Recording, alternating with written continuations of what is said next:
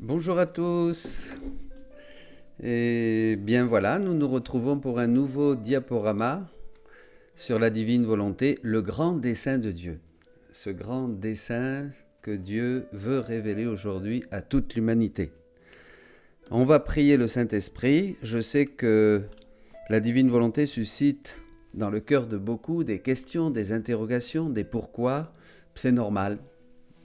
On avance avec nos pourquoi, on lit, on demande au Seigneur sa lumière et peu à peu les choses s'éclaircissent. On ne peut pas tout comprendre et on ne peut pas comprendre la divine volonté puisque c'est quelque chose d'infini, ce n'est pas une nouvelle spiritualité. On entre dans le royaume de la divine volonté et le chemin que nous faisons ici sur terre, nous continuerons de le faire au ciel. Tout ce qu'on pourra comprendre ici à travers nos actes dans la divine volonté, qui sont source de lumière, de grâce, de transformation, de ressemblance avec Jésus, bien nous continuerons après, de l'autre côté, à faire des actes aussi dans la divine volonté. Donc c'est quelque chose d'infini qui commence pour chacun d'entre nous. Donc lisez le livre du ciel, faites confiance au Seigneur et demandons-lui maintenant, par la prière de la Vierge Marie, un cœur d'enfant. Jésus dit que pour ceux qui sont très formés, c'est difficile. Même avec beaucoup d'efforts, la raison s'oppose. Mais ceux qui sont comme des enfants, c'est beaucoup plus facile. Eh bien, demandons à Jésus ce cœur d'enfant, puisque seulement les enfants, nous a-t-il dit, peuvent entrer dans le royaume de Dieu. Demandons ce cœur d'enfant par la prière, par l'intercession de la Vierge Marie, notre Mère, la reine du royaume de la divine volonté, celle qui éduque ses petits, ceux qui feront partie du triomphe de son cœur immaculé, pour justement découvrir, entrer et vivre comme elle, de la vie même de ce royaume. Je vous salue Marie, pleine de grâce, le Seigneur est avec vous. Vous êtes bénie entre toutes les femmes, et Jésus, le fruit de vos entrailles, est béni. Sainte Marie, Mère de Dieu, priez pour nous, pauvres pécheurs, maintenant et à l'heure de notre mort. Amen.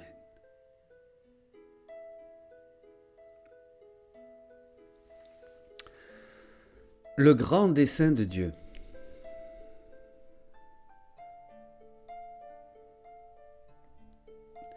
Donc c'est un montage sur le livre du ciel, les enseignements que Jésus a donnés à Luisa Picaretta, inspirés par Dieu, dans l'obéissance à l'Église. Et c'est grâce à Pauline, une amie canadienne, qui m'a donné ces diaporamas et que j'ai un petit peu travaillé aussi. Et voilà, que je vous partage. Donc, merci beaucoup à Pauline. Les trois fiat. Marie, la première qui sur cette terre a dit oui, et ça a été la renaissance de la divine volonté, qui avait été exilée donc depuis le péché, première en qui la divine volonté a pu de nouveau trouver vie dans une créature. Marie Immaculée, notre mère. Que signifie le mot fiat? Que cela soit fait. Je le veux. Les trois fiat de Dieu, nous les connaissons, la création, la rédemption avec notre Jésus et la sanctification, dans laquelle maintenant, l'ère de la sanctification dans laquelle nous entrons à l'aube de ce troisième millénaire. Le fiat de l'acte qui lance la création, le fiat de l'acte qui nous rachète, le fiat de l'acte qui nous redonne la vie divine. Voilà les trois fiat. Ces trois fiat découlent tous d'un seul acte de Dieu. Dieu est un acte unique, éternel, Pour Dieu, tout est présent. Et dans le livre du ciel, Jésus explique à Louisa qu'en Dieu, il n'y a qu'un seul acte, un acte unique, acte premier, primordial. Tout ce que l'être divin accomplit est enfermé en un seul acte, l'acte éternel de Dieu. Nous sommes dans le temps, Dieu, lui, est dans l'éternité, sans commencement et sans fin.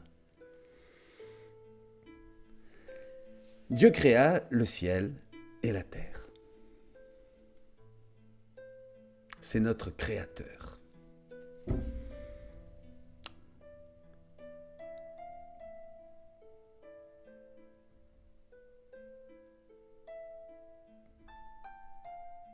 Et Dieu vit que cela était bon, dit le livre de la Genèse.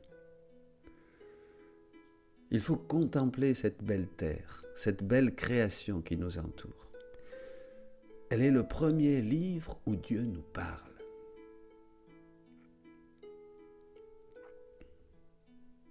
Quelle magnificence, quelle harmonie, quelle infinie variété de couleurs, d'espèces, de chants, de musique.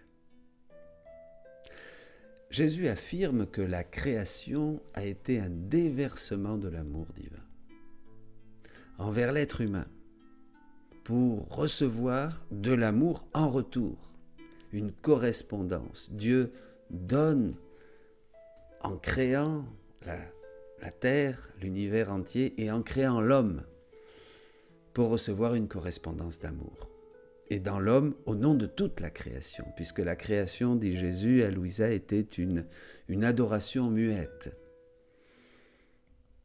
Dans le volume 17, il dit « Ma fille, tout a été accompli dans la création. En elle, la divinité a complètement manifesté sa majesté, son pouvoir et sa sagesse, et montré son amour pour les créatures. Comme nous naissons aveugles de naissance, eh bien nous ne voyons pas cette beauté dans la création, cette parole de Dieu dans la création. Dès que nous commençons à vivre dans la divine volonté, nos yeux s'ouvrent et on découvre la beauté de la création. Un débordement de l'amour de Dieu.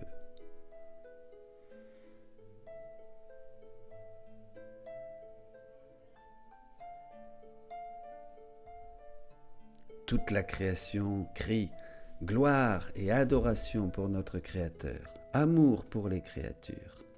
Par conséquent, la création est une gloire, une adoration muette pour nous, dit Jésus dans le volume 17. Notre belle terre, un joyau de notre Créateur.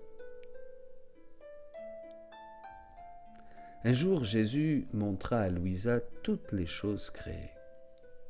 Louisa écrit « Il se montra non seulement comme le Créateur et le contrôleur, mais de lui venait la vie et le soutien de tout. Le pouvoir créateur était constamment en contact avec la création. Si ce pouvoir devait manquer, ne serait-ce qu'un instant, tout se dissoudrait dans le néant. Dieu maintient toute la création dans cet acte d'exister. Il la nourrit, il la conserve. C'est un miracle permanent. Tout ce qui vit, tout ce qui chante, tout ce qui existe, le soleil, la lune, les étoiles, tout est un miracle permanent du Seigneur. Si ce pouvoir devait manquer ne serait-ce qu'un instant, tout se dissoudrait dans le néant.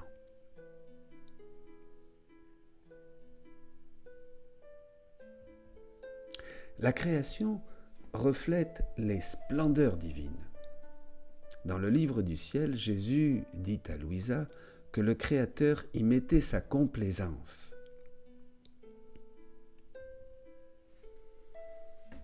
Bien sûr, tout l'amour de Dieu se fragmente à l'infini à travers toutes les couleurs, toutes les nuances,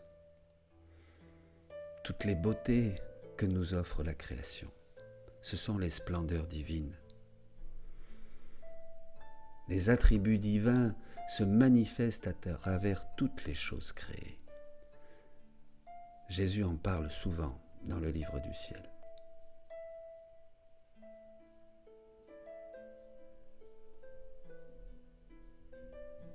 Il dit que la beauté de l'être divin surpasse la beauté de la création d'une façon incompréhensible.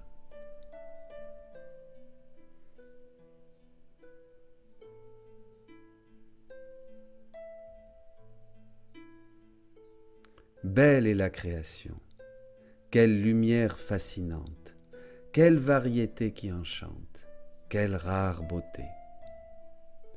Ma fille, regarde comme toute la création est belle. Quel charme de lumière, quel enchantement de variété, quelle rare beauté.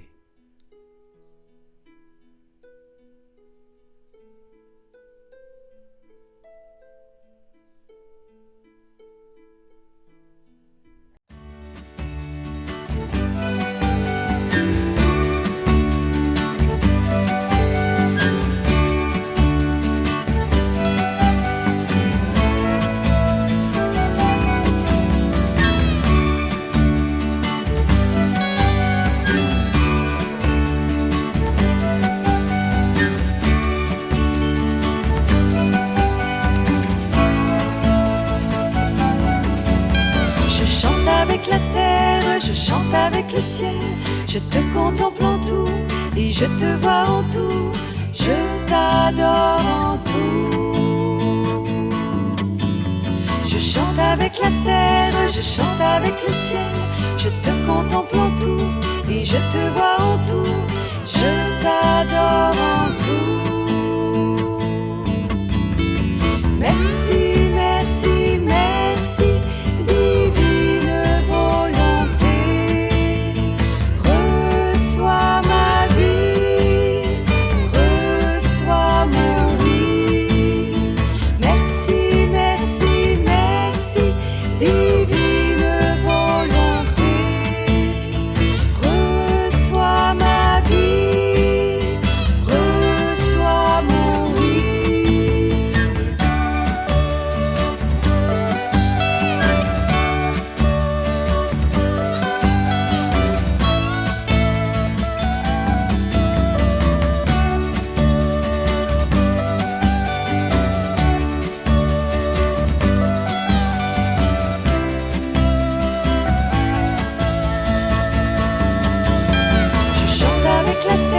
Je chante avec le ciel, je te contemple en tout et je te vois en tout, je t'adore en tout. Merci, merci, merci, divine volonté, reçois ma vie, reçois mon oui. Merci, merci, merci, divine volonté, reçois ma vie, reçois mon oui.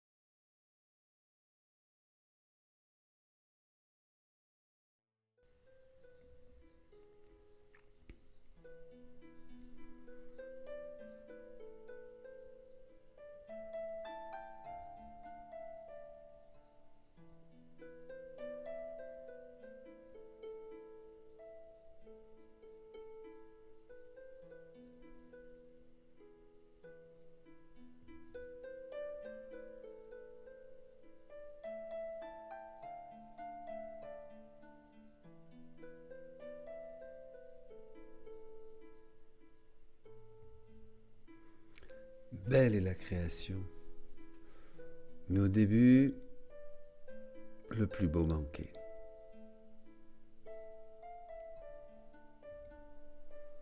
Qu'est-ce que l'homme pour que tu penses à lui ?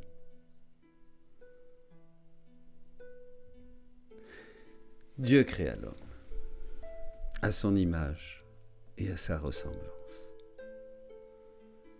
Une parfaite copie de Jésus, du Verbe incarné.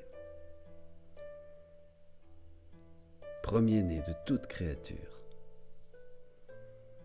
C'est en contemplant le Christ que nous découvrons la beauté de l'homme.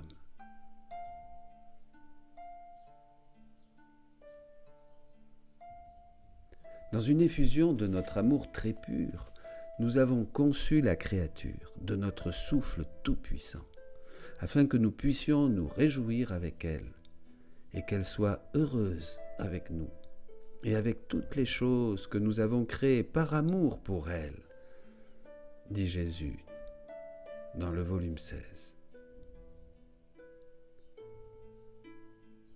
L'être humain est appelé à être un reflet de la beauté de Dieu.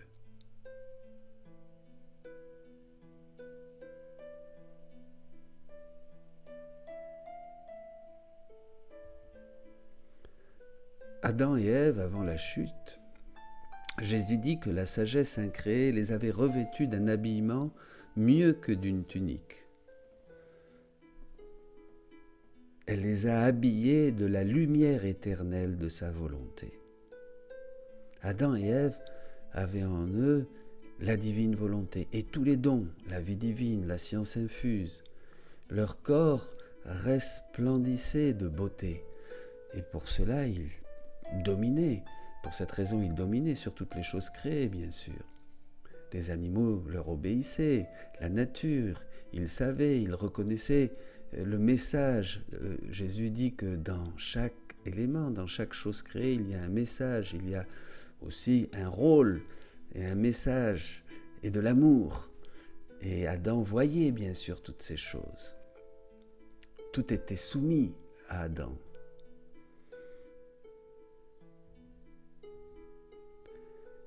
Dieu ne leur a demandé qu'une petite chose, se priver d'un seul fruit, un petit sacrifice, leur faisant savoir qu'ils voulaient seulement être assurés de leur amour et de leur fidélité. Ils auraient dû être honorés de cela. Ce petit sacrifice, ce fruit, leur volonté humaine, la laisser au profit de laisser toujours dominer la divine volonté, afin qu'elle continue à régner en eux. En réfléchissant sur la faute de nos premiers parents, Louisa se demande encore une fois comment il se fait qu'en se retirant du divin fiat, ils sont tombés d'une place si haute à une place si basse.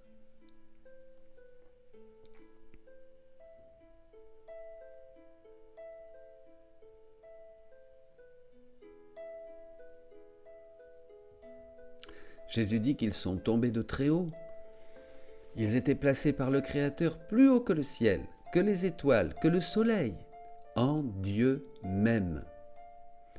Il dit que sortir de sa volonté, c'est la ruine totale pour la créature. Et dans un autre endroit, il dit que c'est un désastre. Faire sa volonté, c'est un désastre pour l'humanité. Ça crée le chaos. Cette chute a apporté des conséquences immenses, les plus grandes, parce qu'Adam était la tête, le chef de toutes les générations. Il était donc naturel que tous ses membres aient à ressentir les effets de leur tête, de leur chef.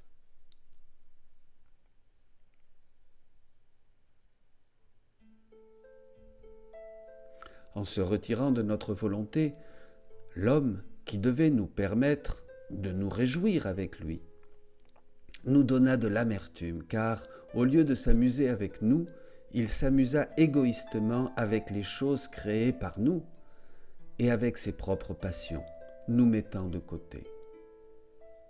Cela rappelle évidemment la parabole de l'enfant prodigue dans l'évangile de Saint Luc.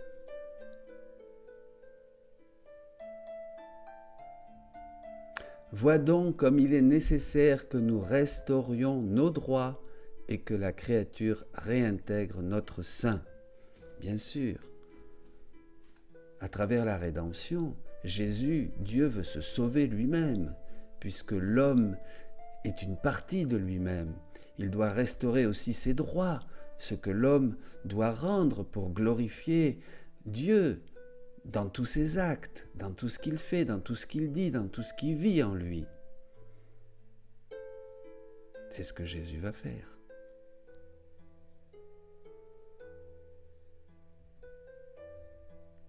Dans le volume 24, Jésus dit que Dieu a exprimé l'ardeur de son amour toujours fidèle. Il donne le nom d'épouse à l'humanité.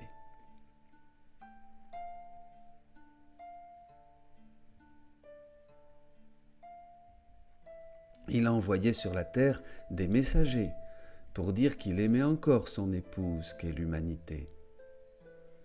C'est toute l'économie et les préparations que nous trouvons dans l'Ancien Testament. Il a multiplié, j'ai multiplié les bons, les patriarches et les prophètes.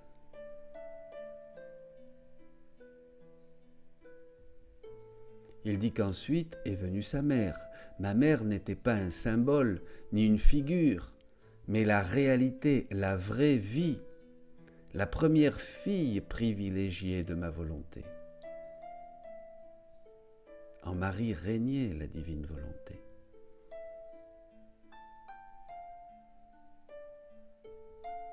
La fille privilégiée de ma volonté.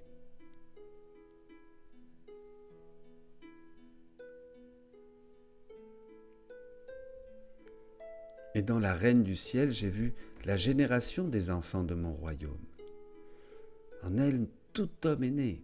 Tous nous sommes nés en Marie. Déjà en Marie, c'est la promesse de notre rédemption et de notre retour dans la divine volonté.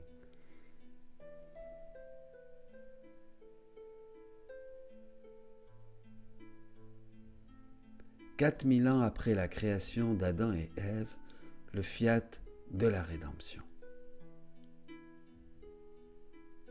Le Fils de Dieu est venu sur la terre. » Au volume 26. Et le Verbe s'est fait chair, et il a habité parmi nous. Adorons-le, rendons grâce. Prions. Âme de mon âme, chair de ma chair, je me suis fait homme pour te faire Dieu. Je te donne toute la création. Je te donne le ciel et les oiseaux. Je te donne la mer et les poissons.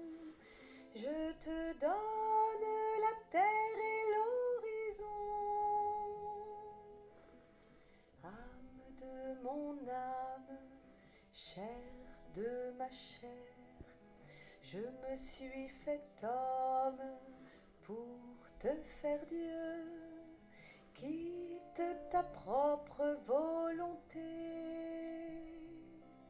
et entre dans le vouloir divin.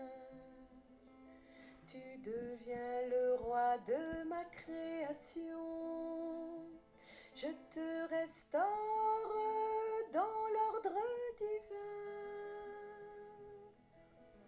Âme de mon âme, chair de ma chair, je me suis fait homme pour te faire Dieu.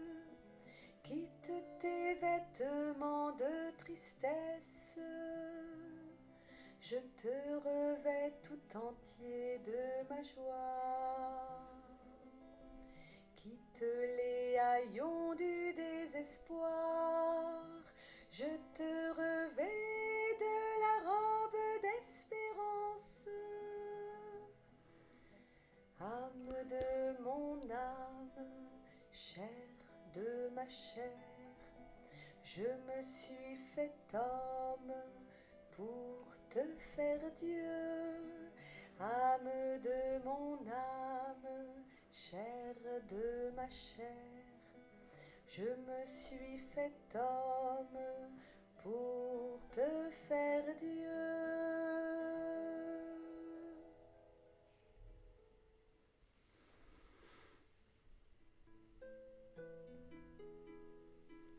Dans le volume 16, Jésus dit à Louisa, « Le Verbe s'est fait chair pour racheter l'homme et, ensuite, pour que notre volonté soit faite sur la terre comme au ciel. » La vie dans la divine volonté est l'accomplissement du Notre Père. C'est ce règne qui vient, parce que l'homme fait la volonté de Dieu sur terre comme il la fera au ciel. Jésus,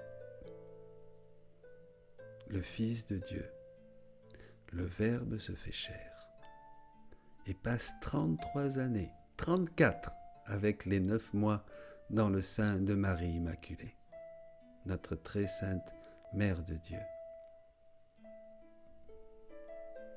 24 heures de souffrance atroce durant sa douloureuse passion. Mais une passion qui a commencé dès sa conception dans le sein de la très sainte Vierge Marie. Dans le volume 17, Jésus dit à Louisa, « En venant sur la terre, mon premier acte a été exactement de faire connaître la volonté de mon Père, dans le but de l'attacher de nouveau aux créatures. »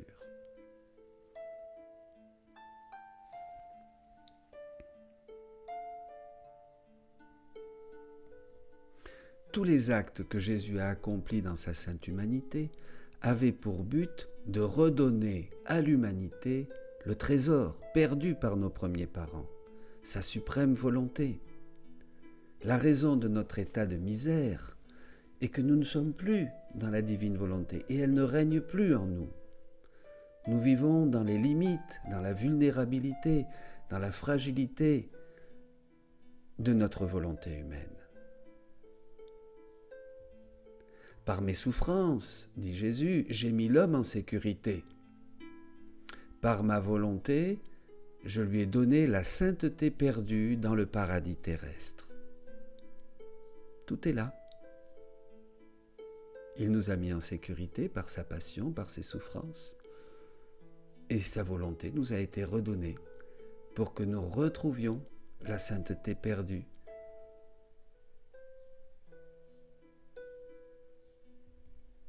Dans le volume 14, Jésus dit à Louisa, « Je n'ai rien fait qui n'avait pas comme principal objectif que l'homme prenne possession de notre volonté, et nous de la sienne.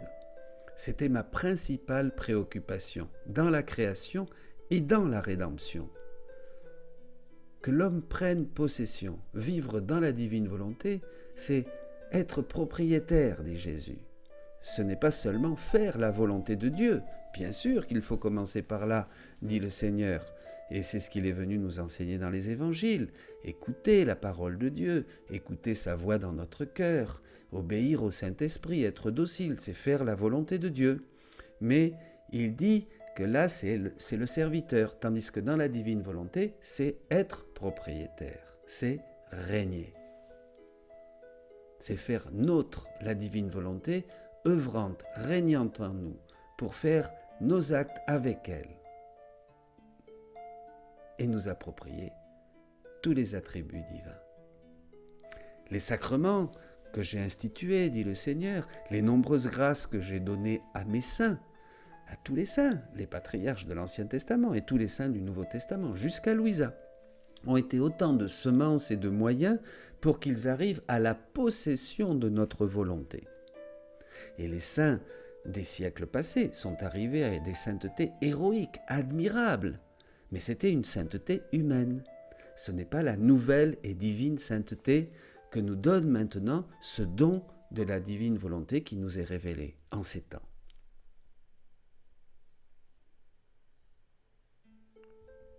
La seule prière donnée par Jésus, le Notre Père.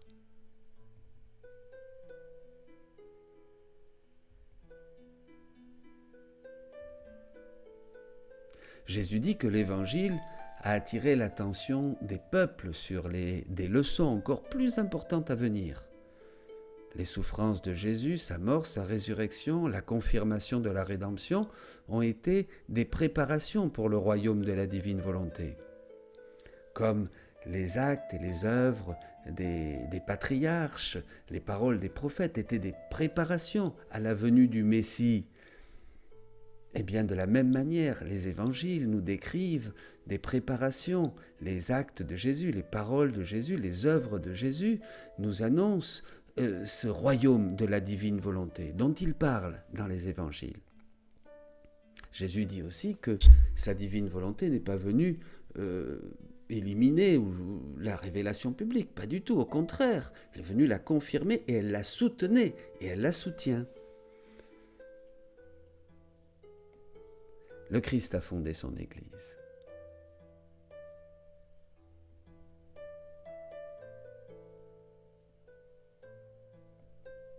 « 2000 ans plus tard, après la mort et la résurrection de Jésus, à l'aube de ce 3e millénaire,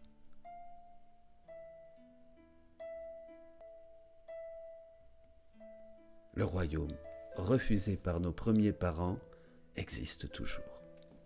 Ce royaume de la divine volonté, il est là, à la portée de notre foi. Si, comme dit Jésus, nous l'apprécions, nous demandons ce cœur d'enfant et nous commençons à prendre ces vérités. Le livre du ciel, les 36 volumes du livre du ciel sont finalement un manuel pour entrer dans le royaume de la divine volonté.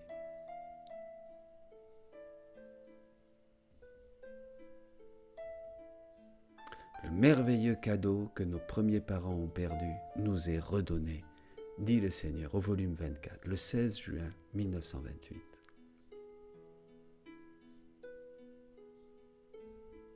Le fiat de la sanctification, le 3e fiat, l'ère de la sanctification, la nouvelle Pentecôte que tous nous attendons, le nouveau printemps de l'Église, qui sera resplendissante.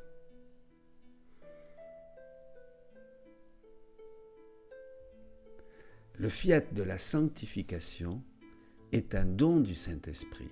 C'est la vie dans la divine volonté. C'est le début d'un chemin, d'un processus. Ce n'est pas quelque chose qui vient du jour au lendemain. Ce n'est pas encore la vie continue dans la divine volonté. Mais c'est déjà à travers nos actes, la vie à travers ce prêt que nous fait Dieu de sa volonté quand nous l'invitons dans nos petits actes, dans nos travaux, dans nos paroles, dans tout ce que nous pouvons faire, agir, dans les battements de notre cœur, dans nos regards, dans tout, nous l'invitons. Et à chaque fois, c'est un canal, c'est une relation qui est restaurée entre Dieu et notre âme, dit Jésus. C'est un don de Dieu. C'est renaître d'en haut. Le souffle du Saint-Esprit nous a été donné à Pentecôte. Le souffle du Saint-Esprit, comme s'engouffrant dans les voiles de notre petite barque, nous fait avancer, avancer, avancer, jusqu'à la rive du royaume de la divine volonté. C'est tout qui continue. C'est une continuité pour renaître d'en haut.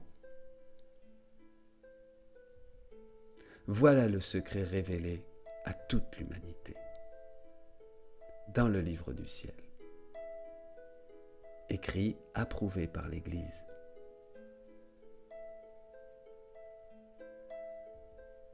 Par ce 3e fiat, l'ère de paix est redonnée à l'humanité. L'homme retrouve la joie de vivre en harmonie complète avec les 3 personnes divines. Le premier fruit de la vie dans la divine volonté, et beaucoup peuvent en témoigner, c'est la paix. C'est la force intérieure. C'est la lumière aussi sur la création, sur la rédemption, sur le monde, sur la souffrance, sur la joie, sur la vie, sur tout. C'est vraiment le ciel qui s'ouvre, comme dit Jésus au début du livre de l'Évangile de Saint Jean. Le ciel ouvert et les vérités de Dieu qui montent et qui descendent. Les anges de Dieu. Le livre du ciel. écrit donné à Luisa Picaretta, cette petite femme de Corato, qui n'avait qu'une année d'école primaire, qui savait bien broder, et qui ne voulait pas, et qui résistait à Jésus. Et Jésus, dans l'obéissance, lui a demandé d'écrire ses trésors. Elle était la première, parmi nous, de notre race, créature, qui a vécu ce don de la divine volonté, en plénitude.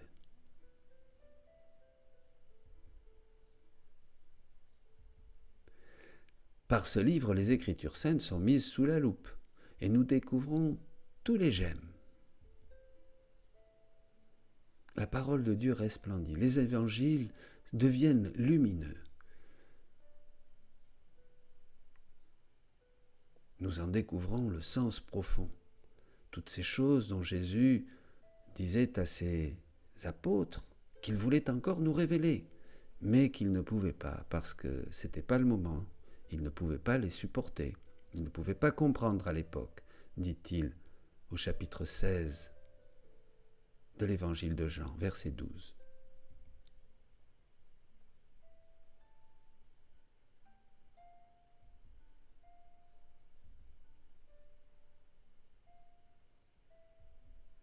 Maintenant, te confier le secret de ma volonté, c'est la partie essentielle de la vie divine et je ne sais rien te donner de plus grand. Vous vous rendez compte?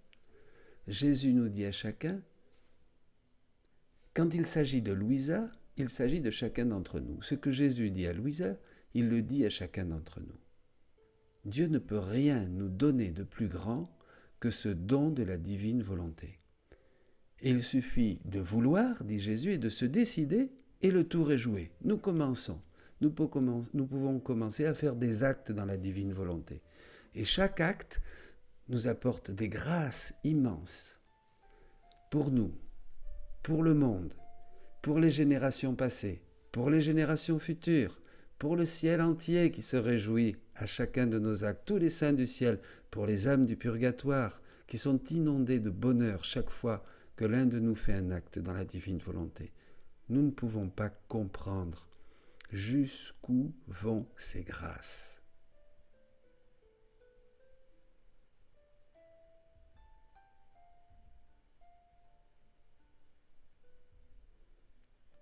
Voilà, soyons attentifs. Un moment charnière. Rendons grâce à Dieu, vous qui écoutez ces enseignements, car vous êtes les premiers. Vous faites partie, nous faisons partie de la première génération de ceux qui découvrent ce don de la divine volonté et qui désirent en vivre. Tel est le grand dessein de Dieu.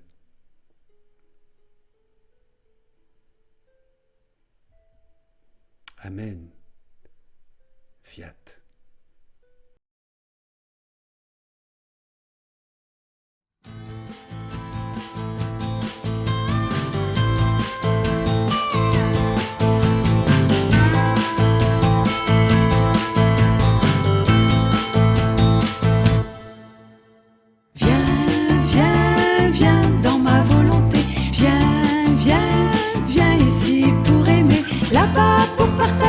Partout te diffuser, viens, viens, viens avec moi pour régner. Dans ma volonté tu dois tout posséder, partout travailler, avec moi te reposer.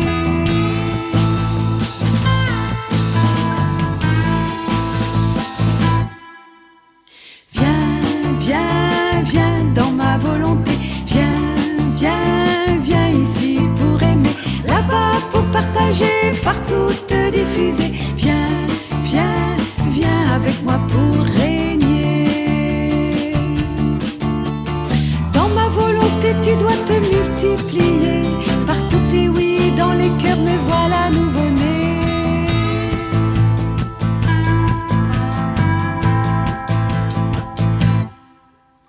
Viens, viens, viens dans ma volonté, viens, viens, viens ici pour aimer, là-bas pour partager, partout te diffuser. Viens, viens, viens avec moi pour petite hostie, je t'ai consacré. Dans ma volonté, toi seul peux me consoler.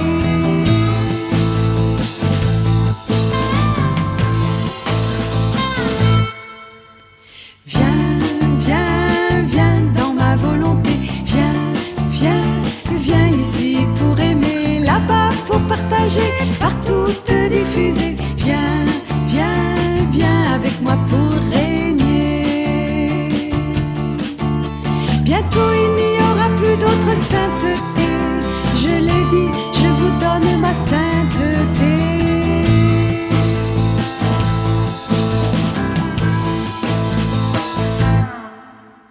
Viens, viens, viens dans ma volonté. Viens, viens, viens ici pour aimer, là-bas pour partager, partout te diffuser. Viens, viens, viens avec moi pour régner. Maintenant c'est vous qui me donnez à manger. J'avais si soif et je suis venu vous chercher.